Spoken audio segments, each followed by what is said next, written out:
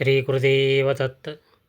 ಸ್ನೇಹಿತರೆ, ಇಂದಿನ ವೇಗದ ಜಗತ್ತಿನಲ್ಲಿ ನಿರ್ದಿಷ್ಟ ವಸ್ತುವನ್ನು ಪಡೆಯುವುದರಿಂದ ಅಥವಾ ನಿರ್ದಿಷ್ಟ ಗುರಿಯನ್ನು ಸಾಧಿಸುವುದರಿಂದ ಶಾಶ್ವತವಾದ ಸಂತೋಷ ಸಿಗುತ್ತದೆ ಎಂದು ಜನರು ಸಾಮಾನ್ಯವಾಗಿ ನಂಬುತ್ತಾರೆ. ಆದರೆ ಇದು ಮಾನವನ ಮನಸ್ಸಿನ ಒಂದು ದೊಡ್ಡ ತಪ್ಪು ಕಲ್ಪನೆಯಷ್ಟೇ. ಏಕೆಂದರೆ ಯಾವುದೇ ಭೌತಿಕ ಬಯಕೆಯು ಈಡೇರಿದರೂ ಅದರಿಂದ ನಿಜವಾದ ಸಂತೋಷ ಸಿಗುವುದಿಲ್ಲ. ಮಾನವನ ಮನಸ್ಸಿನಲ್ಲಿ ಅಂತ್ಯವಿಲ್ಲದ ಹಂಬಲಗಳು ಮತ್ತು ನಿರೀಕ್ಷೆಗಳು ನೆಲೆಸಿದ್ದಾಗ ದುಃಖವು ಉಂಟಾಗುವುದು ಅನಿವಾರ್ಯವಾಗಿರುತ್ತದೆ.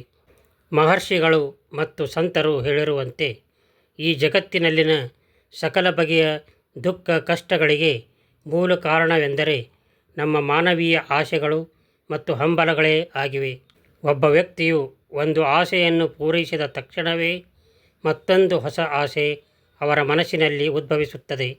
ಹೀಗೆ ಈ ನಿರಂತರ ಹಾಗೂ ನಿರರ್ಥಕ ಪಯಣವು ಎಂದಿಗೂ ಕೊನೆಗೊಳ್ಳುವುದಿಲ್ಲ. ಬಾಹ್ಯ ಜಗತ್ತಿನಲ್ಲಿ ನಾವು ಸುಖವೆಂದು ಭಾವಿಸುವುದು ನಿಜವಾದ ಸುಖವಲ್ಲ. ವಾಸ್ತವದಲ್ಲಿ ಅದು ಕೇವಲ ಒಂದು ಭವ್ಯ ಭ್ರಮೆ ಅಥವಾ ಸುಖದ ಮರೀಚಿಕೆಯಷ್ಟೇ ಆಗಿದೆ.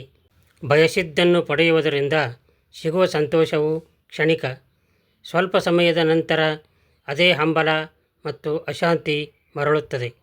ಮನುಷ್ಯನು ತನ್ನ ಜೀವನದುದ್ದಕ್ಕೂ ಈ ಮರೀಚಿಕೆ ತರಹದ ಅನ್ವೇಷಣೆಯಲ್ಲಿ ಸಿಕ್ಕಿ ಹಾಕಿಕೊಳ್ಳುತ್ತಾನೆ.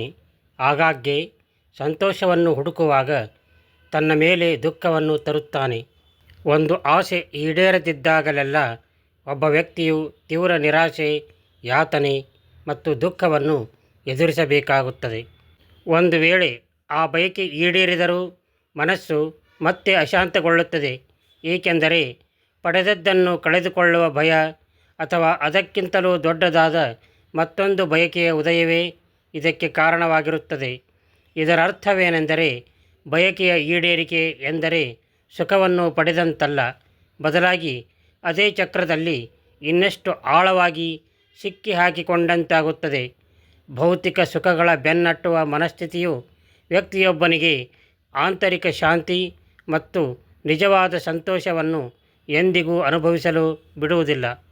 ಸಂತೋಷವು ಬಾಹ್ಯ ವಸ್ತುಗಳಲ್ಲಿಲ್ಲ, ಬದಲಾಗಿ ಆಂತರಿಕ ಶಾಂತಿಯಲ್ಲಿದೆ ಎಂಬ ಸತ್ಯವನ್ನು ವ್ಯಕ್ತಿಯು ಅರಿತುಕೊಂಡ ಕ್ಷಣವೇ ಅವರ ಅರ್ಧದಷ್ಟು ದುಃಖವು ಮಾಯವಾಗುತ್ತದೆ. ಮಾನವನ ಮನಸ್ಸು ಆಸೆಗಳ ಈ ವಿಶಾಲ ಸಾಗರದಲ್ಲಿ ತೇಲುತ್ತಿರುವವರೆಗೂ ದಡದಲ್ಲಿ ಸಿಗುವ ಆಹ್ಲಾದಕರವಾದ ಆನಂದವನ್ನು ಅದು ಎಂದಿಗೂ ಅನುಭವಿಸಲು ಸಾಧ್ಯವಿಲ್ಲ. ಬಯಕೆಗಳ ಈ ಸಂಕೋಲೆಗಳಿಂದ ಯಾರು ತಮ್ಮನ್ನು ತಾವು ಬಿಡಬೇಕೆಂದುಕೊಳ್ಳುತ್ತಾರೋ ಅವರು ಮಾತ್ರ ಜೀವನದ ನೈಜ ಸೌಂದರ್ಯ ಮತ್ತು ಪಾವಿತ್ರ್ಯತೆಯನ್ನು ನಿಜವಾಗಿಯೂ ಅನುಭವಿಸಬಲ್ಲರು. ಸಂತೋಷದ ನಿಜವಾದ ವ್ಯಾಖ್ಯಾನವು ಭೌತಿಕ ವಸ್ತುಗಳು ಅಥವಾ ಸಂಪತ್ತನ್ನು ಗಳಿಸುವುದರಲ್ಲಿ ಇಲ್ಲ, ಬದಲಾಗಿ ಪ್ರಸ್ತುತ ಪರಿಸ್ಥಿತಿಯಲ್ಲಿ ತೃಪ್ತಿಯಿಂದಿರುವುದರಲ್ಲಿ ಮತ್ತು ಮನಸ್ಸನ್ನು ಶಾಂತವಾಗಿರಿಸಿಕೊಳ್ಳುವುದರಲ್ಲಿ ಅಡಗಿದೆ. ಅತಿಯಾದ ಬಯಕೆಗಳನ್ನು ನಾವು ತ್ಯಜಿಸಿದಾಗ ನಾವು ತೀವ್ರವಾಗಿ ಬೆನ್ನಟ್ಟುತ್ತಿದ್ದುದು ಕೇವಲ ಸುಖದ ಭ್ರಮೆಯಷ್ಟೇ ಎಂದು ನಮಗೆ ಅರಿವಾಗುತ್ತದೆ. ಆದುದರಿಂದ ಲೌಕಿಕ ಭ್ರಮೆ ಮತ್ತು ಮಿಥ್ಯಾ ಸುಖಗಳ ಮರೀಚಿಕೆಯ ಬಂಧನದಿಂದ ಹೊರಬರುವುದು ಮಾನವನ ಜೀವನದ ನಿಜವಾದ ಅಗತ್ಯವಾಗಿದೆ.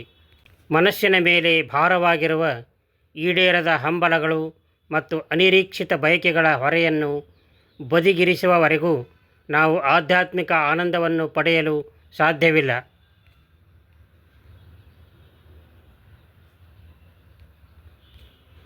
ಈಡೇರದ ಹಂಬಲಗಳು ಮತ್ತು ಅನಿರೀಕ್ಷಿತ ಆಸೆಗಳ ಭಾರವನ್ನು ಕಳಚಿಕೊಳ್ಳುವವರೆಗೂ ನಾವು ಆಧ್ಯಾತ್ಮಿಕ ಆನಂದವನ್ನು ಪಡೆಯಲಾರೆವು. ಅಂತಿಮವಾಗಿ ಸಂತೋಷದ ನಿಜವಾದ ಮಾರ್ಗವಿರುವುದು ಆಸೆಗಳನ್ನು ಈಡೇರಿಸಿಕೊಳ್ಳುವುದರಲ್ಲಿ ಅಲ್ಲ, ಬದಲಾಗಿ ಅವುಗಳ ಮೇಲೆ ಹಿಡಿತ ಸಾಧಿಸಿ ತೃಪ್ತಿ ಹಾಗೂ ಆನಂದದ ಜೀವನವನ್ನು ನಡೆಸುವುದರಲ್ಲಿದೆ.